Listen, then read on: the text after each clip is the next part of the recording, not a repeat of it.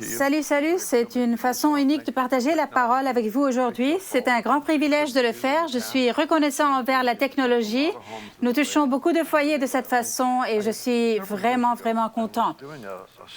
Il y a plusieurs années, je faisais une étude et j'avais remarqué qu'il y avait deux étranges n'est probablement pas le bon mot. Il y a eu des réponses inhabituelles aux épreuves, aux famines, aux difficultés du monde. J'ai donc commencé à faire une étude. Cela fait maintenant plusieurs années. Depuis que tout ce problème de virus est survenu, ces choses sont revenues à l'esprit. Parce que ce que je veux pour moi et pour nous, c'est d'apprendre à répondre bibliquement à une crise qui se présente. Quelles sont les différentes manières dont le peuple de Dieu a traité les famines, les fléaux, les pestes et toutes ces choses dans l'histoire? La réponse numéro 1 que nous devons avoir se trouve dans les 2 Chroniques 7:14. « Si mon peuple, selon qui porte mon nom, s'humilie, prie et me cherche, et s'il renonce à ses mauvaises voies, je l'écouterai du haut du ciel, je lui pardonnerai son péché et je guérirai son pays. » Toujours, lorsqu'une difficulté survient, cela nous rappelle qu'il faut affiner notre objectif et s'assurer que nous sommes sur des bases solides, que nos attitudes, nos comportements, nos relations, toutes ces choses sont vraiment dans l'ordre divin. Mais l'approche inhabituelle dans ce cas, nous allons examiner 3 famines dans la Bible et je veux que vous voyez la réaction inhabituelle de différents peuple de Dieu au cours de l'histoire. La première histoire se trouve dans Genèse 26. Si vous avez vos Bibles avec vous, j'aimerais que vous ouvriez à Genèse 26 et je veux que vous voyez la réponse la plus inhabituelle à une famine de la part d'un de nos héros de la foi, de l'histoire, peu importe, de nos ancêtres. C'est Isaac. Je veux commencer par le verset 1. Il dit « Il y fut une famine dans le pays, en plus de la première famine de l'époque d'Abraham. Et Isaac se rendit vers Abimelech. » La première phrase, il dit « Il y eut une famine dans le pays. » Puis nous passons au verset 12 et il dit « Isaac fit des semailles dans le pays et il récolta le centuple cette année-là, car l'Éternel le bénit. Cet homme devint riche et s'enrichit de plus en plus jusqu'à devenir très riche. » J'aime bien ce verset, c'est comme si Dieu voulait vraiment que nous comprenions ce qui s'est passé ici. Il dit « Il a commencé à prospérer, il a continué à prospérer jusqu'à ce qu'il est devenu très prospère. » Mais le fait est que le verset 1 dit « Il y eut une famine dans le pays. » Le verset 12 dit « Isaac a semé dans la terre pendant cette famine. » C'est un moment étrange pour planter des semailles durant une famine. En général, quand on parle de semer et de récolter à l'Église, on parle de donner de l'argent. En fait, techniquement, ce n'est pas un passage sur le don. C'est un bon principe, mais ce n'est pas ce qui se passe ici. Isaac se met dans son avenir. Il s'agit d'une décision commerciale. Il a des cultures, il a du bétail. Et c'est son avenir, c'est son métier, son affaire. Et il investit donc dans son propre avenir. Ce qui est inhabituel, c'est qu'à un moment où les récoltes ne sont pas faites, où il n'y a pas de progrès financier pour les gens ordinaires, par les gens ordinaires ou les fermiers ou les ranches, ou quoi que ce soit, ils sèment dans la terre et ils récoltent au centuple, 100 fois ce que serait une récolte normale. C'est extraordinaire, surnaturel. Qu'est-ce que c'est? De quoi il s'agit? C'est le fait que Isaac a semé intentionnellement dans son propre avenir, son entreprise, si vous voulez. Il a pris des décisions qui autrement semblaient stupides. Il serait normal de vouloir manger la graine, mais au lieu de cela, il a planté la graine. Je me souviens qu'un ami missionnaire a envoyé un bulletin d'information il y a de nombreuses années. J'étais bien sûr destinataire de ce bulletin. Il a fait ce commentaire. Il a dit « Pour la première fois de ma vie, je comprends ce que signifie dans la Bible quand il dit de semer avec les larmes semer avec larmes et moissonner dans la joie. Puis il a commencé à décrire, c'est un missionnaire en Afrique, il a commencé à décrire les mères les mamans qui avaient des enfants attachés sur leur dos et qui prenaient la graine qu'elle avait faim pour la manger, mais qui choisissaient plutôt de la planter dans le sol. Alors elles l'ont plantée et elle pleurait pendant qu'elle plantait la graine. Et elle savait que ce serait un repas pour elle maintenant, mais si elle la plantait, cela pourrait être toute une saison de repas. Il y a donc eu cette décision difficile. Dans ce cas particulier, je veux vous encourager chaque propriétaire et employé et chaque personne qui écoute cette émission à adopter l'approche d'Isaac face à ce virus, à la fermeture des entreprises, à toutes les choses folles qui se passent. C'est une occasion pour nous de semer réellement dans notre propre avenir. Venir avec de l'espoir. Nous avons une raison d'espérer. Il s'appelle Jésus. Il a conquis tous les ennemis et il fait tout, contribue au bien de ceux qui aiment Dieu et sont appelés conformément à son plan. Et c'est vous et c'est moi. Pour certains d'entre vous, il peut s'agir de suivre un cours en ligne ou acheter et lire un livre pendant cette période de fermeture où l'on apprend mieux comment faire de la publicité, par exemple. Le fait est que nous prenons tous des décisions agressives concernant notre propre avenir, que nous anticipions une percée, que nous nous positionnons pour une percée. Nous faisons même des sacrifices parce que nous croyons que Dieu souffle sur cette offrande. Je veux donc vous encourager. Je crois que c'est le moment pour nous de faire preuve d'un grand courage et foi. Ce n'est pas le moment de faire l'idiot. Ce n'est pas le moment d'être négligent, mais c'est le moment d'être intentionnel afin de donner à Dieu quelque chose sur quoi souffler, si vous voulez, pour qu'elle abonde et qu'elle prospère. Ce n'est donc pas un verset de générosité, mais de l'investissement dans notre propre avenir. La deuxième histoire est très inhabituelle. Elle est encore plus inhabituelle que celle-ci. Elle se trouve dans le chapitre 5 de Néhémie. Si vous voulez ouvrir... Pardon. J'aimerais que vous voyiez celle-ci. Il y a un peu plus de détails ici. Ce qui se passe, c'est qu'il y a une famine et que le peuple de Dieu, Israël, est à court d'argent. Ils n'ont pas de récolte à faire. Ils ont de gros problèmes. Ils vendent donc leurs terres à d'autres personnes. Dans ce cas, un Juif vendrait à un autre Juif. Mais le fait est que ces terres sont héritage permanent de lignée familiale individuelle. Lorsqu'ils ont hérité de cette terre marquée pour eux, elle devait être la leur et leur famille à partir de ce moment-là. Alors, lorsqu'ils les vendaient, ils vendaient quelque chose que Dieu leur a donné. C'est donc une situation très difficile. Je veux que vous regardiez ceci. C'est dans Néhémie 5. Nous allons commencer au verset 2. Les uns disaient, avec nos fils et nos filles, nous sommes nombreux, nous voulons recevoir du blé afin de pouvoir manger et rester en vie. D'autres disaient, nous devons donner nos champs, nos vignes et nos maisons comme gage pour recevoir du blé pendant la famine. D'autres encore disaient, nous avons dû emprunter de l'argent en hypothéquant nos champs et nos vignes pour payer le tribut du roi. En réalité, notre chair est pareille à celle de nos frères. Nos enfants sont pareils à leur. Et pourtant, nous devons vendre nos fils et nos filles comme esclaves. Plusieurs de nos filles le sont déjà. Et nous sommes sans ressources puisque nos champs et nos vignes sont devenus la propriété d'autrui. Et Néhémie a dit, j'ai été très irrité en prenant connaissance de leurs plaintes et de ces faits. Et j'ai pris la ferme décision d'adresser des reproches aux nobles, aux magistrats. Je leur ai dit, vous prêtez à l'intérêt, ce qui est à l'intérêt à vos frères. Et j'ai convoqué une grande assemblée pour traiter leur situation. Quand Néhémie examine, il entend le cri du peuple. Ils disent, nous sommes morts de faim, nous ne pouvons pas manger, nous avons dû vendre nos propres enfants en esclavage, ce qui est tout simplement impensable. Néhémie voit cela et va à la racine du problème. Il a découvert que des frères achetaient les terres de leurs frères et qu'ils payaient des intérêts très élevés sur tous les paiements effectués.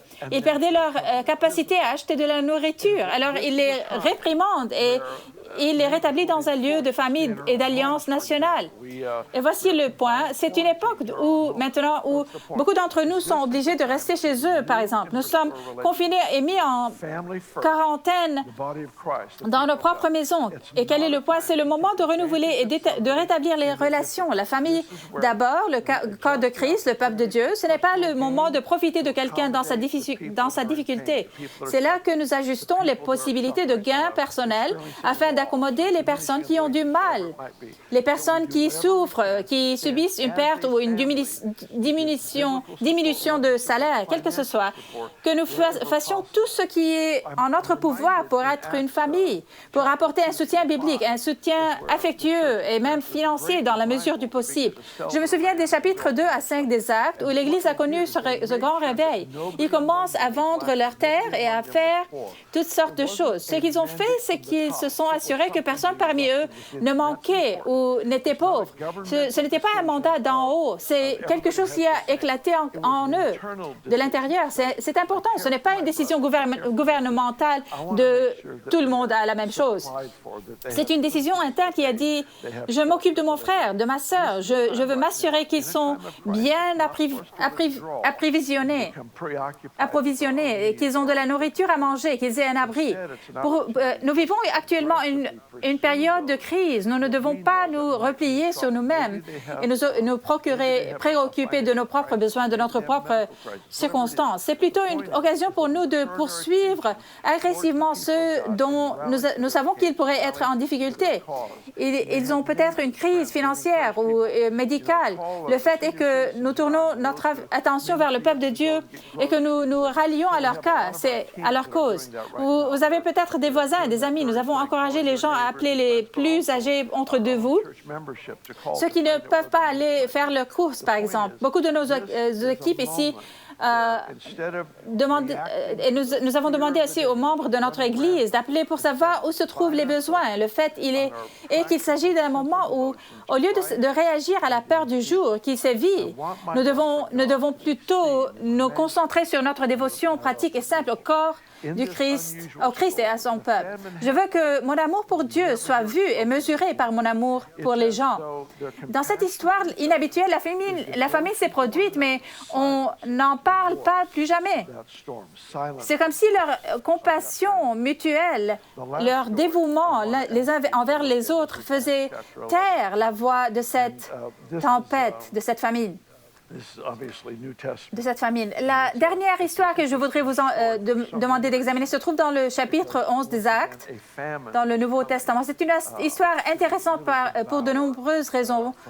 Parce qu'une fois de plus, une famine allait vraiment dévorer les gens. Nous avons donc ici le chapitre 11 des Actes. Nous allons commencer avec le verset 27.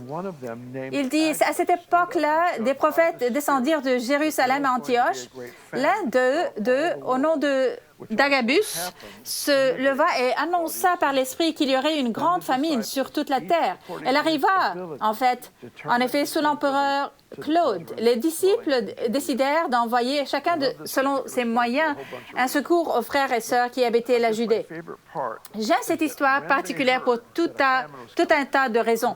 Je pense que ma partie préférée est que lorsqu'ils ont appris qu'une famine allait arriver sur toute la terre, cela signifie donc que les gens qui entendent cette parole peuvent dire qu'une famine se dirige vers eux et qu'elle va affecter leur vie. La première chose qu'ils ont faite, et c'est remarquable, c'est qu'ils ont rassemblé une offrande. C'est la dernière chose, d'habitude, que tant de gens penseraient à faire. C'est là que vous vous retirez. Vous feriez tout ce que vous pouvez faire pour survivre. Au lieu de cela, dans ce passage particulier, ils ont agi avec agressivité pour recevoir une offrande et l'envoyer aux frères de Judée. Ils l'ont fait chacun selon ses moyens. Il n'y a donc eu aucune manipulation, il n'y avait pas de coercition où ils devaient céder des biens. Ce n'était pas ça, c'était cette immense reconnaissance pour les promesses de Dieu. Ils ont décidé de planter une graine, une offrande.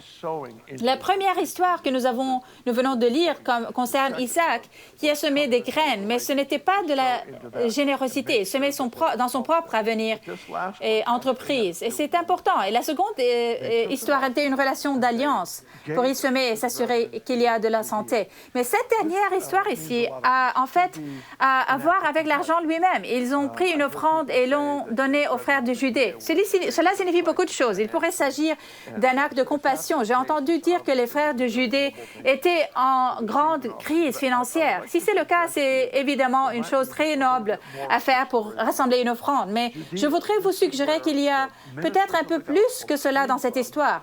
La Judée, c'est de là que les ministères de l'Évangile sont venus à Antioche pour apporter l'Évangile.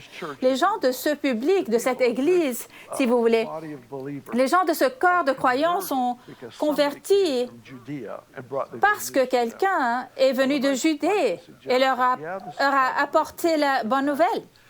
L'Évangile. Je voudrais vous suggérer que oui, c'est probablement un don de compassion, mais plus encore un don d'honneur, une offrande d'honneur. Bien que la famine se soit produite, nous n'en entendons plus jamais parler. Cela a fait taire l'appétit de cette famine. Cela a émoussé les dents. Il a fait taire la voix de cette famine qui allait affecter la vie de tant de personnes. Et on n'en parle plus jamais. Il y a quelque chose de profond dans la générosité en temps de besoin personnel. Je sais qu'ici, lorsque nous avons connu différentes crises et difficultés financières, c'est alors que je suis rentrée dans le bureau de nos comptables et je leur ai dit, j'ai besoin que vous rédigiez un chèque pour telle ou telle église en ville. Ils ne sont pas capables de paver leur parking. Et nous poursuivrons agressivement cela. En ce moment, nous avions un invité qui était censé nous parler cette semaine pour les ministères itinérants. Tous leurs voyages sont annulés. Alors, la semaine dernière, nous avons envoyé à notre ami un ministère itinérant. Nous lui avons envoyé l'honoraire comme s'il avait parlé ici. Nous voulions l'honorer et le remercier pour son ministère, son dévouement envers nous au fil des années. Nous avons fait ceci au fil des années lorsque nous avions eu des personnes qui n'ont pas pu participer à une conférence à laquelle elles étaient invitées pour parler parce qu'elles avaient un rapport médical et que leur médecin leur avait dit « Vous ne devez pas voyager pendant cette saison ». Nous écrivons donc simplement le chèque et nous leur envoyons les honoraires. J'ai reçu ce matin un SMS d'un de nos employés qui a utilisé l'application Cash pour payer l'esthéticienne qui a dû annuler le rendez-vous pour coiffer sa femme. Et on fait la même chose avec l'entraîneur au gymnaste et toutes ces choses. Le fait est que c'est le moment de semer dans la vie des gens de manière agressive, de faire preuve d'honneur, car je refuse de m'incliner devant la menace de cette famine, pour ainsi dire, dans ce cas d'un virus. Au lieu de cela, je vais faire preuve d'une générosité agressive pour retirer les dents de la morsure de cette chose. Je crois que nous allons voir une fin très rapide de ce virus, mais je veux être trouvé portant le cœur du Seigneur alors que cette chose touche à sa fin. Je veux être trouvé dans ce lieu d'obéissance radicale au Seigneur où nous nous soucions de l'âme des gens et leur bien-être. Nous les servons du mieux que nous pouvons. J'ai personnellement constaté que le simple fait d'être enfermé à la maison est une formidable occasion de me promener chez moi ou de faire le tour de notre propriété, juste pour prier et intercéder, pour adorer évidemment le Seigneur, mais aussi pour prier pour ses voisins, pour tendre la main aux gens, pour faire les appels téléphoniques, pour faire tout ce que nous pouvons. C'est la générosité de l'âme, comme acheter de cartes cadeaux. Je viens d'envoyer un SMS à un restaurateur hier pour que je puisse acheter des cartes cadeaux pour aider à semer dans son entreprise en cours. Nous voulons que notre ville et votre ville fassent l'impossible en ce moment. Et c'est de prospérer face à la perte. Au lieu de reculer, je veux nous voir avancer. Et je crois qu'ensemble, en tant que peuple de Dieu, c'est le moment d'avancer. Un progrès maintenant est un miracle. Et c'est ce que les progrès sont censés être. Je voulais donc juste vous déclarer, et tout d'abord vous apprendre à partir de la parole 3 différentes réponses inhabituelles à la famine ou à la perte, mais aussi à nous mettre au défi, en tant que famille d'Église, de faire preuve de détermination, d'être résolu et d'avoir cette dévotion d'engagement. Permettez-moi de passer en revue ces 3 points. Investir dans notre propre avancement personnel dans les affaires. peut-être dans vos comptes ou quoi que ce soit. Le fait est que vous vous investissez dans votre propre développement personnel parce que vous croyez avoir un avenir et de l'espérance. Deuxièmement, réaffirmer les relations d'alliance, réaffirmer la dévotion envers les gens, le peuple de Dieu, la maison de la foi, mais aussi envers la ville. Et ensuite, il y a cette chose de générosité. Je crois que les graines de la générosité dans des moments comme celui-ci attirent Dieu tellement dans un environnement pour prospérer et apporter de l'augmentation. C'est donc ce que nous faisons ici. Nous avons un certain nombre d'employés qui ne peuvent pas travailler au bureau. Ainsi, nous dirigeons leur attention vers notre ville et leur attention vers les voisins et les membres de notre famille. Et je crois que le Seigneur honore cette approche de la générosité. Je veux vous encourager à faire la même chose. Je veux prier pour vous parce que la prière que j'ai faite plus que... Oh, bon Dieu, je pense que j'ai probablement prié pour cela plus que pour toute autre chose combinée au cours des 5 dernières années. J'ai prié pour que l'esprit de la percée se manifeste. Dans la vie de David, Dieu s'identifie comme le Dieu de la percée. Le nom était Baal Pératim. Il est le Dieu de la percée qui lorsqu'il y a un obstacle, il le franchit. Lorsqu'il y a une saison de difficulté, il fait une percée et apporte de l'augmentation. Il est le Dieu des réponses et des solutions, quel que soit le problème. Donc, je veux prier pour vous que je crois que ce n'est pas seulement une saison de percée pour l'Église. Je pense que c'est aussi individuellement. Je sais que j'ai médité dans la prière sur un verset particulier. Je vous invite à vous joindre à moi pour découvrir la profondeur, la richesse de ce verset. Et c'est le passage de Jean 15, verset 7. Jean 15, verset 7, où il dit, si vous demeurez en moi et que mes paroles demeurent en vous, vous demanderez ce que vous voudrez et cela vous sera accordé. Si vous demeurez en moi et que mes paroles demeurent en vous, vous demanderez ce que vous voulez et cela vous sera accordé. Nous aimons tous les résultats. Nous aimons la réponse à la prière. Nous aimons la remise des diplômes. Nous aimons l'achat de la maison où nous éménageons. Et nous aimons ce genre de choses. Nous aimons la conclusion, la fin. Mais Dieu aime le voyage. Moi, j'aime et tout cela vous sera donné en plus. Mais lui, il aime le demeurer en moi et que mes paroles demeurent en vous.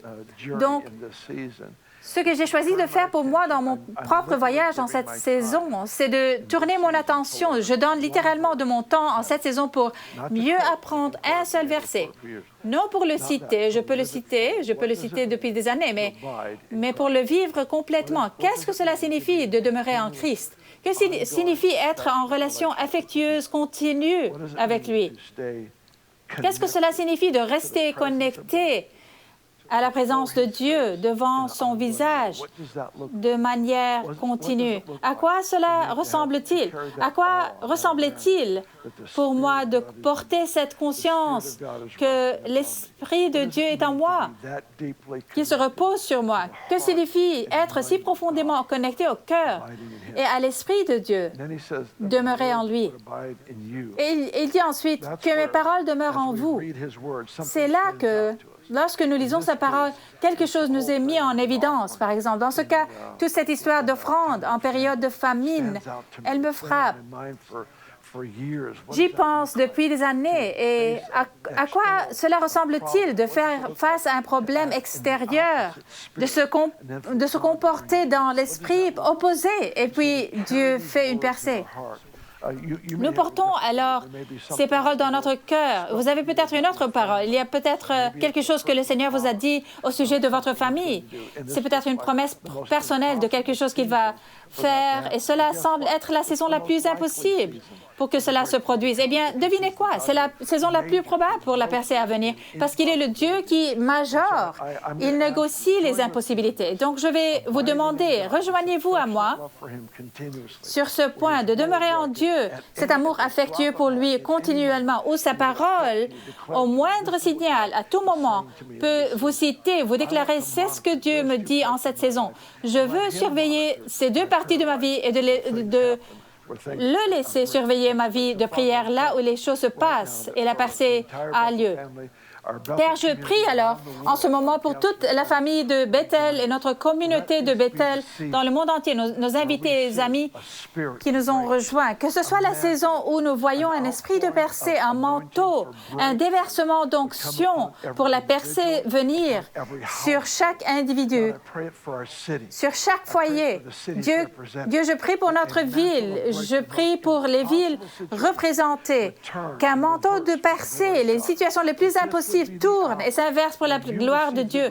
Que ce soit l'heure où Dieu reçoit la gloire, pour chaque tournant qui se produit dans nos villes, dans notre nation. Dieu, nous prions pour l'Amérique, nous prions pour la Suisse, pour le Japon, la Corée et tous ces pays du monde entier qui nous rejoignent en ce moment, qu'il y aurait un tournant et qu'il y aurait une délivrance massive de ce que l'ennemi a tourné vers nous. Au lieu de cela, il y aurait une délivrance puissante, une guérison puissante qui aurait lieu dans chaque foyer. Dieu, au lieu de battre en retraite dans la peur, je prie pour que tu libères le manteau de la santé et de la guérison sur le peuple de Dieu. Que nous prenions position de manière agressive au nom de nos voisins et nos amis pour que la guérison et la délivrance aient lieu au nom de Jésus. Mon Dieu, je prie pour chaque homme d'affaires qui regarde, que tu les défends dans cette entreprise, que tu les promeuves dans ce secteur, que leur succès en ligne ferait plus que compenser ceux qui ne rentrent pas par la porte à cause de la fermeture.